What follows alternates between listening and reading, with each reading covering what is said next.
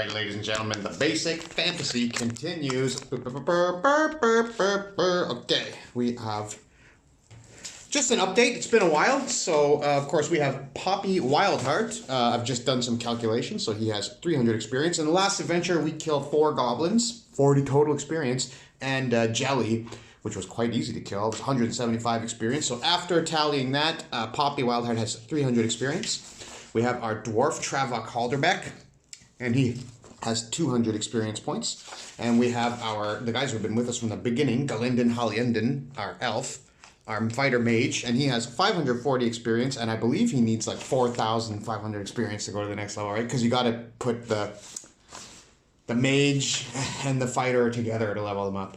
And Raymond Nichols, who has a 10% experience bonus, has 590 experience, and he needs 2,500 to go up a level. So we're quite a ways away. We had a bunch of gold, silver, and copper, but going back to the city, we are going to go to the bank and exchange it to 330 gold coins total, and we must tithe for our paladin. So a quarter of the treasure is his.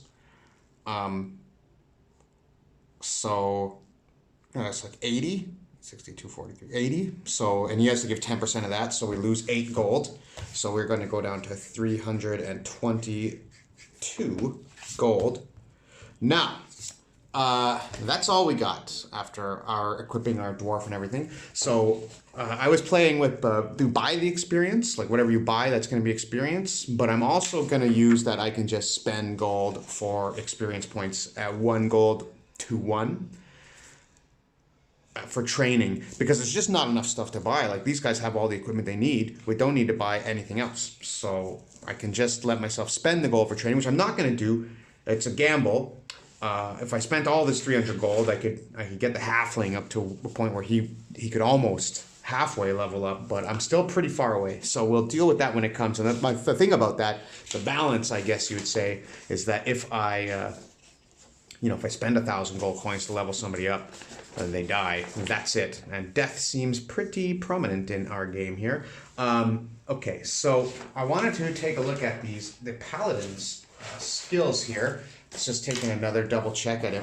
And so he emits protection from evil, and he can detect evil at will. So let's just have a look and see what those do. 10 feet away, he can get protection from evil, which I hadn't used. So let's just take a look and see what exactly that will give us. So we have magic user 1 here.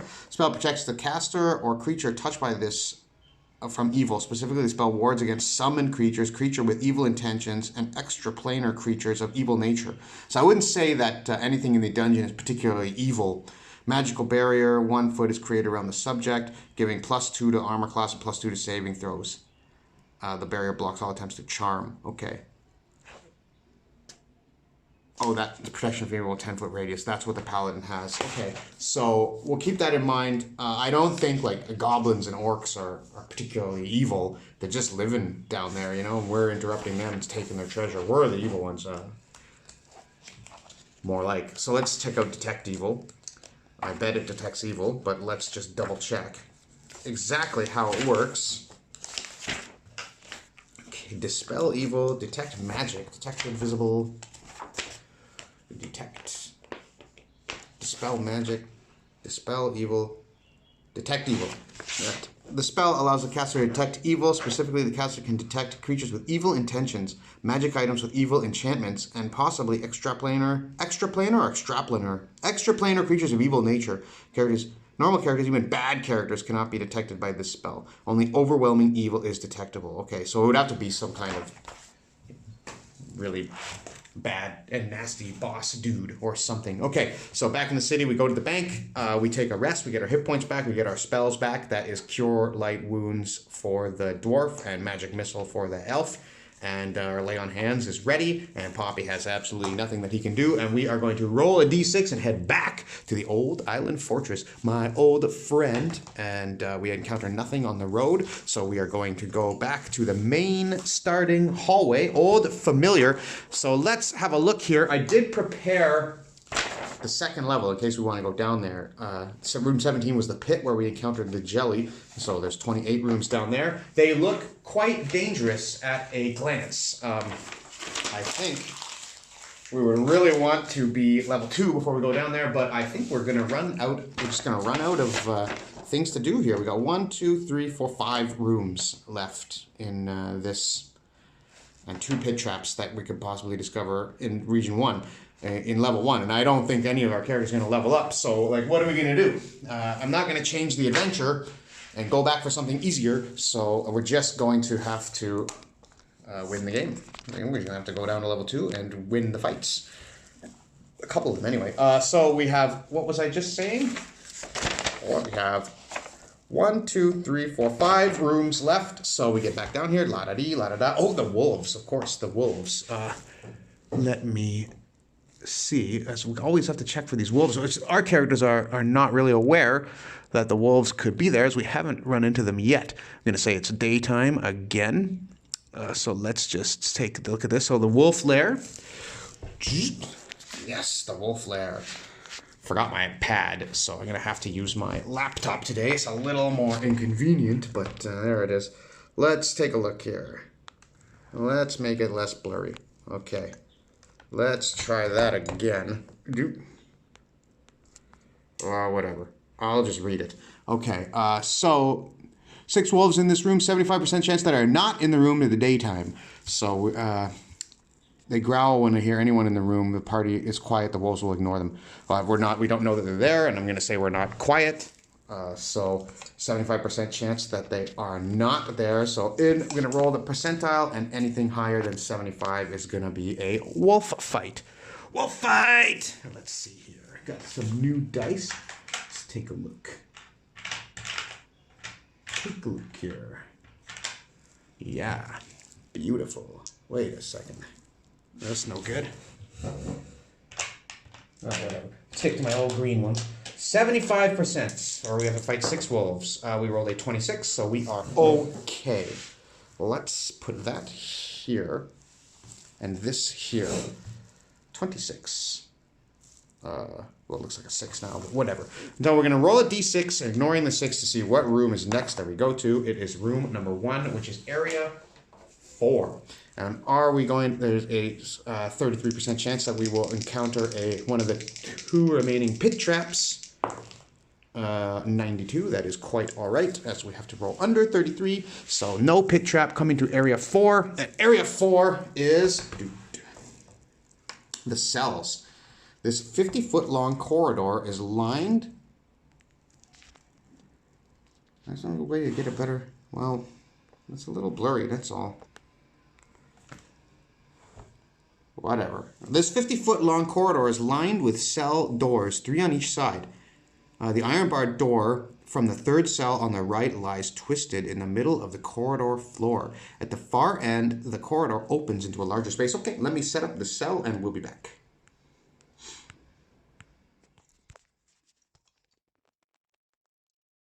Okay, here is our 50-foot cell. We're going to take our marching order. First is going, obviously not, is going to be our 2 18 armor class guys, the dwarf and the paladin. This is how they're entering the room. Second, and behind them is going to be the elf and the thief, the halfling. Okay, so we're going to have to roll to see if we get a random encounter. First, I should roll that on our way here, but a 1 will set that off. We're okay. That's a 3, so we're okay for now. So we enter this room. Some kind of cell, Raymond says. Aye. Look over there, ye. One of the doors smashed open on the floor. Okay, so that is the 3rd cell on the right, lies twisted in the middle of the corridor floor. At the far end, the corridor opens into a larger space. So we have the corridor opening like that, I guess, into a larger space. And let's just have a look here. The first. So we're gonna, yeah. I have a bad feeling about this. Don't you worry. That's my elf voice. Don't worry. Don't worry. Don't worry, halfling. You will be all right. Follow our lead. Check cell by cell, the paladin says. All right, then. Everybody be alert. Now, the thief is armed with his dagger. He has a short bow on his back, but he is holding his torch so that they can see the 2 characters that need to see. The dwarf and the elf have dark vision, night vision, so we're gonna knock on the first door here. So the first cell, boop, we'll open the door. I guess they open up. So, okay, this room is empty save for a pile of moldy straw on the floor and a set of corroded manacles bolted to the far wall. A rotting leather bag lies burst open on the floor next to the pile of straw. Several gold coins can be seen scattered on the floor near the bag. Okay, so we have a little treasure trove here. Just in case this turns out to be something. So this is our little treasure bag, we'll say. Right there is our little treasure bag. Okay, I see a bag. Nothing in here but a bag, the dwarf says. A bag, Poppy says, and he runs in. Guard the hall, the paladin says. Okay, now, the rusted iron-grilled door to this room is unlocked. Oh, I guess I should have read that first. Well, anyway, they're open. There are 100 gold pieces in the bag on the floor. Growing under and around the bag is a patch of yellow mold, automatically noticeable if the player character is looking out for trouble. Okay, so we're going to say that the thief is always looking out for trouble. I guess it's kind of silly to just be rushing into things. So let's see what the yellow mold does. AC is nil, harmed only by fire. Hit dice 2. Spores, damage save versus death ray, or take 1d8 point of damage per round for 6 rounds. This is around the bag. Watch out! No, the dwarf says, well, stop, little one. There be a yellow mold, you see. You cannot touch this bag. We will have to forget about it. Very dangerous is this mold. How many hit points does this thing have? 13, yeah. Oh, but a pile of gold. Forget about it, lad. It is too dangerous. Not worth it. Treasure will be ours, just not from this room. Okay? So we come back and we're going to look at the second cell here. This one is also unlocked, so we'll just have the paladin kick it open, and he walks in. As Poppy is telling the elf about all the treasures. 100 gold coins or more it could have been. Yellow mold. I've never heard of such a thing being dangerous. Second cell. This room is empty except for a pile of moldy straw on the floor, a battered metal food dish, and a set of broken chains set into the opposite wall. The corroded iron grilled door to this room is unlocked. The door is rusted shut, requiring a die roll of 1 on a d6 to open. Okay, never mind. So he tries to kick it open. Die roll of 1 on a d6. No. So I can't get it. Let me try, says the elf, and he pushes it gently, and then Poppy says, hold on now, maybe it requires a gentler touch. Nope.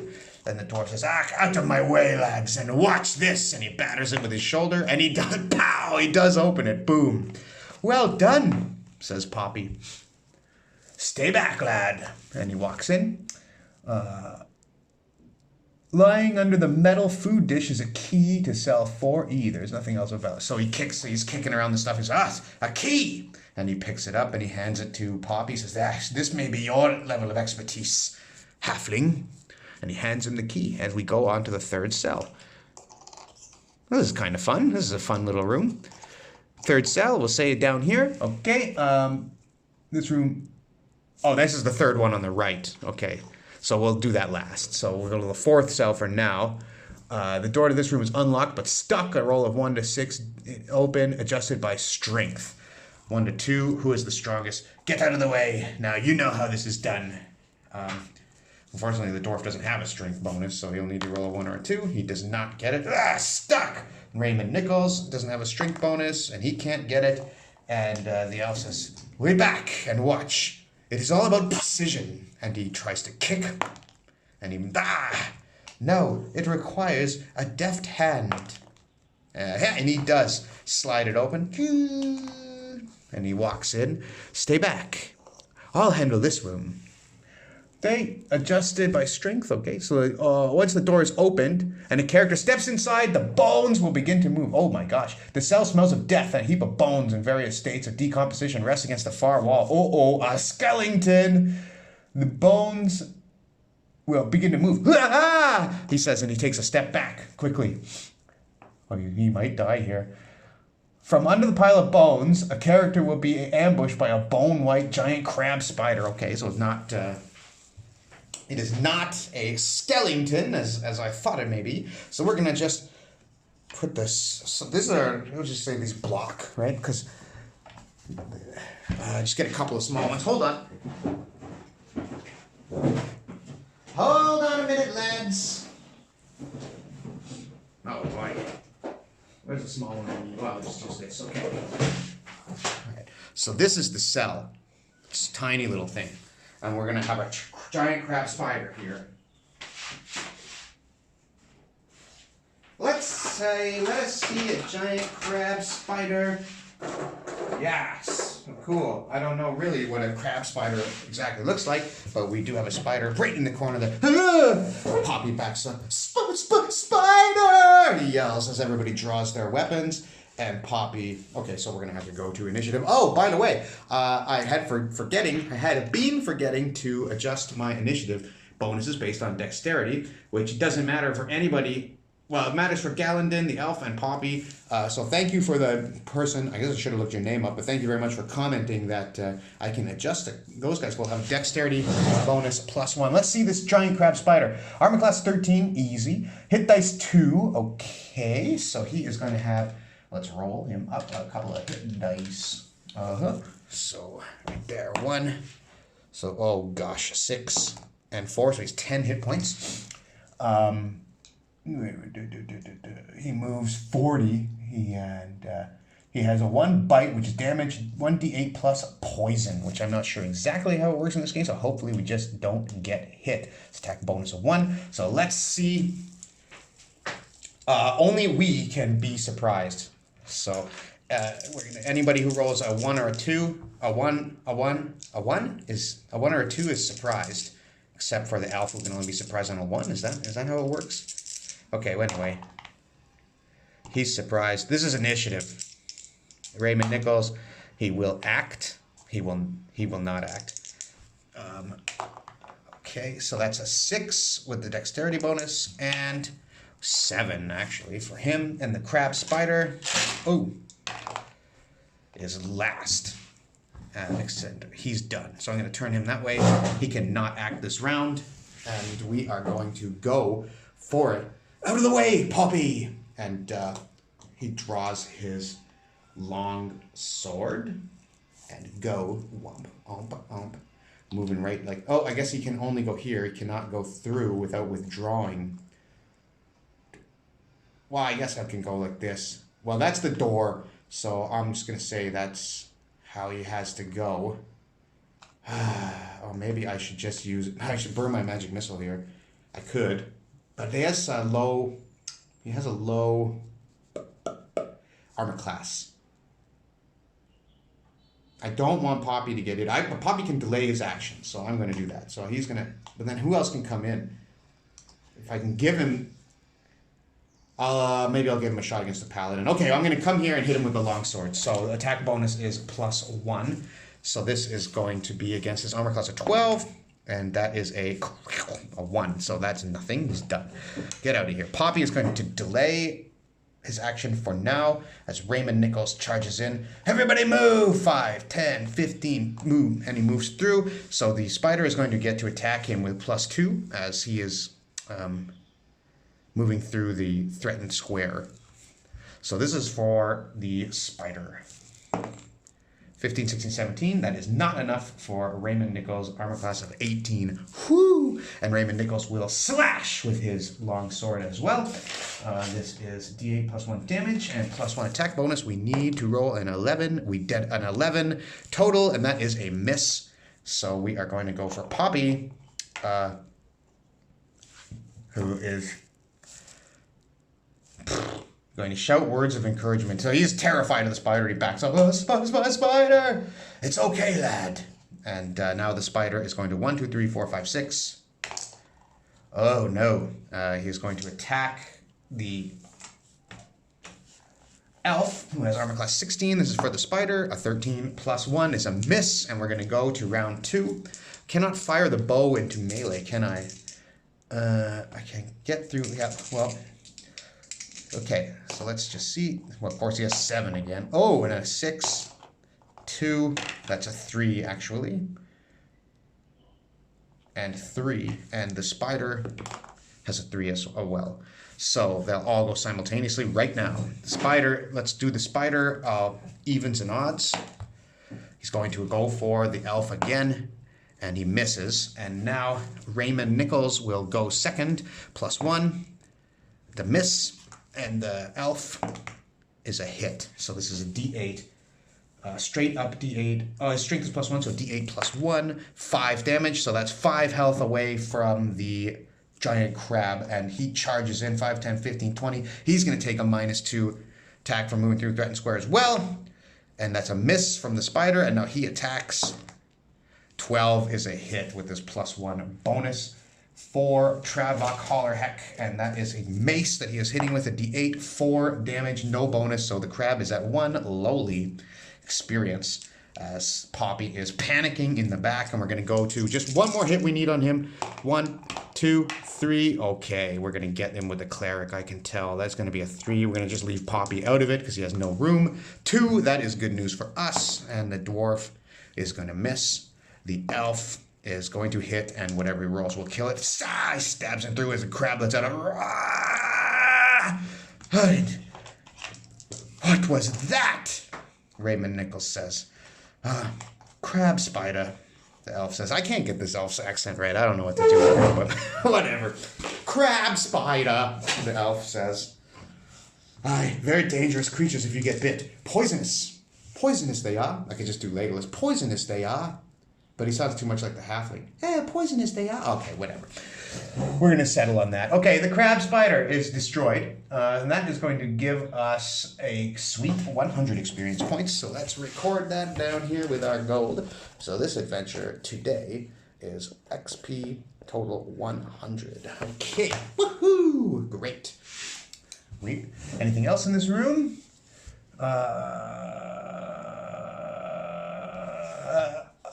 Also beneath the pile of bones are 2 potions of healing, a potion of poison, a potion of delusion. Appears to be a potion of speed. Okay. Okay. I don't know what the I haven't had a potion yet. So let's just record those on our inventory sheets here. So Poppy is going to take a potion of speed. Poppy Wildheart, but it's a potion of delusion. I don't know what that does. Let me look that up. Hold on. Okay, the potion of delusion. Okay, so here's what we're going to do. We're going to give our potion of healing. So I'm going to just do a little inventory thing here. Ray has a pot of healing. And that's 1d6 + 1. And we're going to give the other one. I'm just going to give it to my guys with the most hit points. So Galindon the elf. Galindon the elf has a potion of healing as well. Just because with the cleric having 5 hit points and the halfling having 2, they're pretty likely to just die knocked out on 1 hit. So the other guys can survive a hit and be able to drink the potion. That's my thought process on that. Now, I got a potion of poison, which is a trap. So if you drink it, you save versus death. And that's it. And then there's a potion of delusion, which looks like a potion of speed, which when you take a sip, it just does nothing. So I don't really know how I would play these solo. Please post me up any idea you would have. I'd rather not drink the potion of poison. I don't see why I would just drink a potion for no reason if I don't know what it is. Or am I just supposed to not have any idea what these things do until I use them? It kind of seems to make the potion of healing useless. So I'm a little confused at how that would work. Potion of delusion I'm just not going to take. Because there's no real way to roleplay a surprise. It doesn't work. Potion of poison I would be willing to do something with, but at the top of my head I can't think of anything. So I will just put potion of poison in party inventory. Party potion poison. Maybe I can use it on somebody else. I don't know. Nobody knows what it is, and maybe I can get somebody to identify it. I don't know what to do with it. But anyway, we're just going to continue the adventure for now as we go to the 5th cell. Right here. So this room is similar to the others. However, in the far corner, it's a damp wooden barrel. The door is locked. The key is in room 4B. Oh, door is locked. The elf says, I have the key, says Poppy, and he opens it. After you. I wouldn't want to run into any more spiders. And the dwarf says, aye, lad, stay back. with your 2 hit points. Breaking the 4th wall. There is a barrel. So, a barrel could be dwarven ale. I would even take elven ale, the dwarf says as Galindon rolls his eyes. The barrel contains very stagnant... He lifts the lid and he says, just water. And the elf says, let me see here. And he stares into the barrel for a while and he sticks his hand in. The barrel contains very stagnant water. And at the bottom of the barrel is a ring of protection +1. Wow. Ooh, boy. Ring of protection +1. Okay, that is going to be another... Wow. Okay, so I could make Raymond Nichols armor class 19. Or the dwarf. But Nichols, I think, has the most hit points, so... What is this? Now, do I need to identify this? I don't know. I'm just going to say no. The dwarf knows. Elf knows what it is. It's a ring of protection. Very valuable item. Make you harder to hit. I think that the paladin should have this.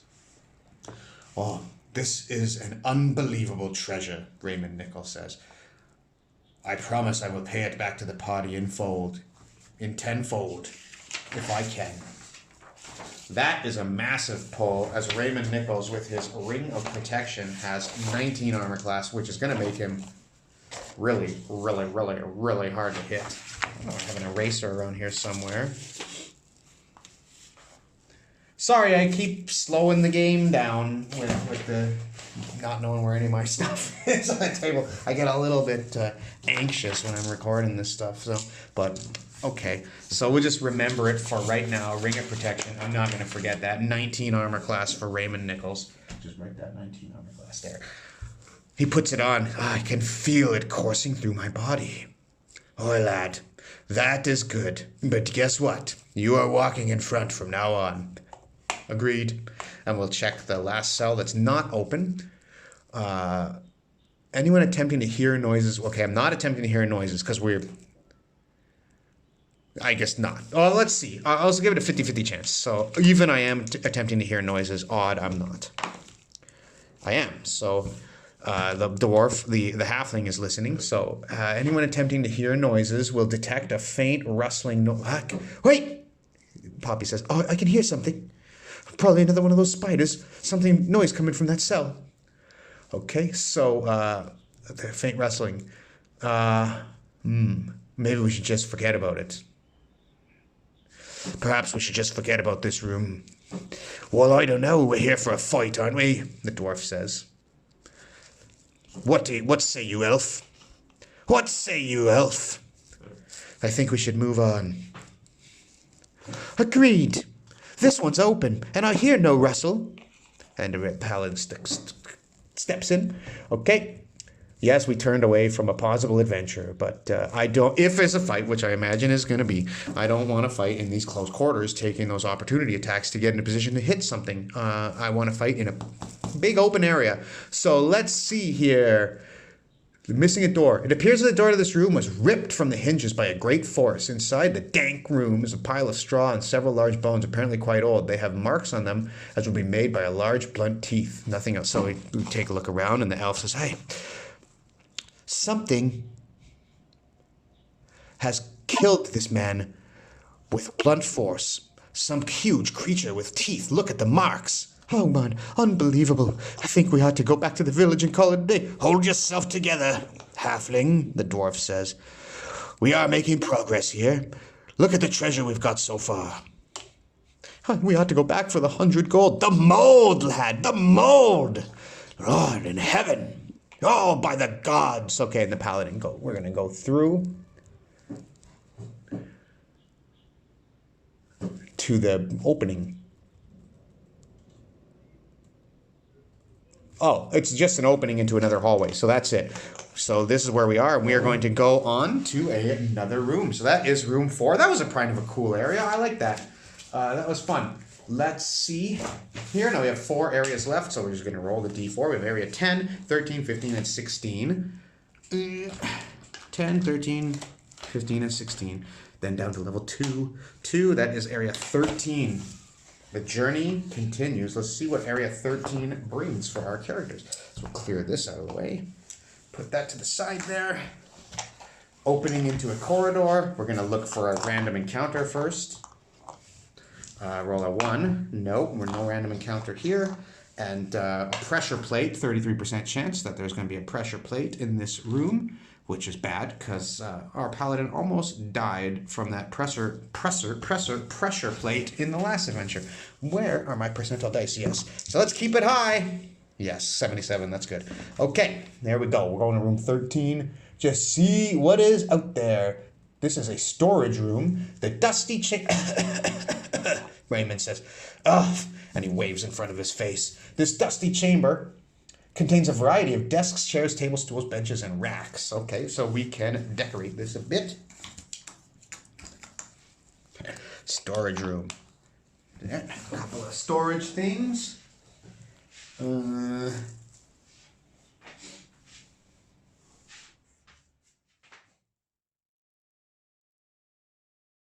All right, there's our storage room. Oh, there must be something in here, Poppy says. Yes. Look carefully, everybody. Search around. Split apart. Always a great idea, splitting the party. Looking for treasure. This room also contains a potentially deadly trap. Any character walking normally into the room will raise a cloud of fine dust. Well, we did not take care to walk. If this happens to anyone who enters carrying a lit torch, the thief. Oh, God. Or a lantern will ignite the dust. So he steps in and goes, Lord! The dwarf yells. And everybody turns around as a fireball goes off on Poppy's torch, creating a fireball-like effect. All within 20 feet. 5, 10, 15, 20, 5, 10, 15, 20, 5, 10, 15, everybody. Of the ignition torch will take 2d6 points of fire damage immediately. Save versus death ray for half damage. The contents of the room will catch fire and burn fiercely, making the room a deadly inferno of flame and smoke, raining in the room every round, starting with 1d4. Oh my god, everybody's gonna die. Somebody's gonna die here. Okay, this will be the end of the adventure. 2d6 points of damage. First, let's see who will make a reflex save. So that was save versus death ray, was it? Yeah. Okay, so first the halfling. His save versus death ray is at +4 and he's 13. Half damage doesn't matter. He fails, but it doesn't matter. He's dead. And then, well, I mean, he could save versus death ray for the dwarf. He does not. He fails. I've never made a saving throw. Save versus death ray for Raymond Nichols. He passes, so half damage. Save versus death ray for the elf. He fails. So 2d6 points of damage for everybody except the paladin, who takes half damage. So they're all going to. So, poof. So he's going to save versus death ray right now or die. Yes, he saves. Okay. So, he's burning, but he manages to pat the fire out, and he's at 0 hit points, so whatever, -9 hit points, I guess. 2d6 points of damage for the dwarf. He takes 6, so he's at -1, so he'll need to save versus death ray as well. He's down. 13. He does make his save because he has +4. Well, he only needed a 13 anyway, but he has +4. Now, Galindon, he has 6 hit points, so he takes 8 damage, so he's going to have to save versus death ray, which is 13. 20! Okay, everybody's okay. Down. That's 0 hit points, though. And Raymond Nichols taking only half damage. He takes 6, so he's down to 1 hit point. Oh my god. Half damage. That really saved my ass there. 1 hit point. And he... Yep, so the whole room's contents goes up. Assuming the trap is avoided, blah, blah, blah. I mean, that's not... Jesus. So everything's content... This room is on fire, so Raymond Nichols quickly drags everybody out to the other room. He's going to lay on hands. One of these guys. I guess the halfling got it the worst, so he's going to lay on hands on him. Wait, he'll lay on hands the cleric. Cleric will pop up, and the cleric will cure light... We're back in the hallway. Will cure light wounds on the halfling, and the 3 of them will take the elf and carry him back to town, moving slowly, maybe camping outside. That was nasty. Okay. Wow. Well, that's the end of the adventure. I mean, that's basic fantasy. The end of the adventure today is we're all going back to town for a week. So we found a ring of protection, which is excellent. We only got to have one battle because this garbage. 20-foot fireball. Pretty funny though. Yeah, whatever. That's a good place to end it anyway. We got a couple of rooms left to explore before we go to round 2. Let's make sure. Let's see here. So these guys are at. He's at 2 health, and then he's gonna go to 2 health. That's his maximum hit points. And then he's at 1, and he is unconscious because the save against death. Everybody made their death saving throw today. I've lost my first 2 characters for failing the death saving throw, and today all my party made it. So that is a miracle. Will that happen again? I don't know. They're carrying the elf back. Let's see if they are accosted on the road. A 6, they are not. They make it back to town safely. You'll come back to consciousness as they are traveling. And we are going to just take a break, and I will be back in a couple of days with a new adventure. Basic fantasy, ladies.